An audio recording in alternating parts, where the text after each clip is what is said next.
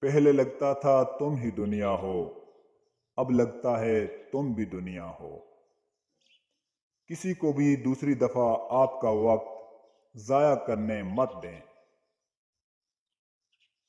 سچ کو دلیلوں کی ضرورت نہیں ہوتی۔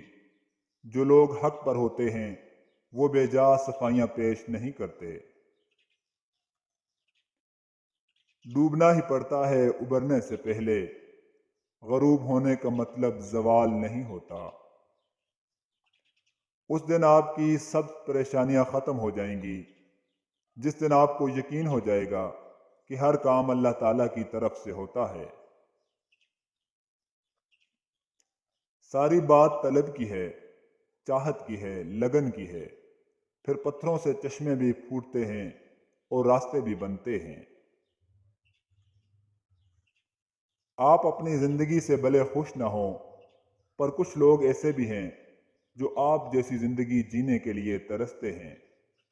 نفسیاتی مسائل کے حل کے لیے ہمیشہ دوا کی نہیں بلکہ اپنائیت، ہمدردی اور کسی کو اپنے ہونے کا احساس دلانے کی ضرورت بھی ہوتی ہے۔ تصویر اور تصور ہمیشہ حسین ہوتے ہیں۔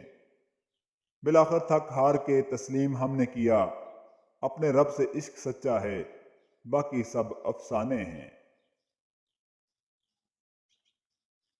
وحشت نے زندگی کی روانی اجاڑ دی، ایک واقعے نے ساری کہانی اجاڑ دی۔ کم سن بدن پہ بوجھ ہے بوڑھے دماغ کا، سنجیدگی نے میری جوانی اجاڑ دی۔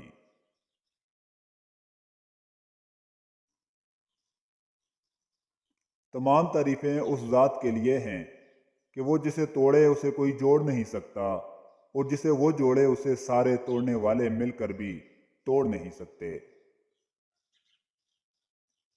اگر تم غلامی کی زنجیر کاٹنے کی طاقت نہیں رکھتے تو پھر بیڑیوں سے بندھا اپنا پاؤں ہی کاٹ ڈالو، کیونکہ غلامانہ تندرستی سے آزادانہ معذوری لاکھ درجے بہتر ہے۔ جب خدا کہانی کا اختتام لکھتا ہے، سازشیں تو رہتی ہیں، ہمتیں نہیں رہتی۔ کسی کو اجاڑ کر بسے تو کیا بسے، کسی کو رلا کر بسے تو کیا بسے۔